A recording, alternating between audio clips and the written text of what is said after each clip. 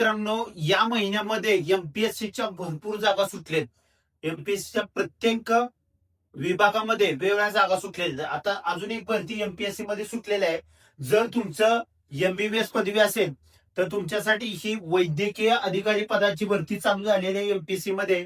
त्यामध्ये total post आहे 297 जागांची भरती चालू झालेली आहे. त्यामध्ये तुम्हाला फॉर्म फी असणार आहे 394 रुपये आणि 294 रुपये इतर कासाठी फी असणार आहे. त्यामध्ये एज लिमिट असणार आहे 19 ते 38 वर्षापर्यंत. त्यानंतर सिलेक्शन प्रोसेस असणार आहे, रिटर्न एक्झाम असणार आहे, इंटरव्ह्यू असणार आहे, डॉक्युमेंट व्हेरिफिकेशन, अशा प्रकारे सिलेक्शन प्रोसेस असणार आहे.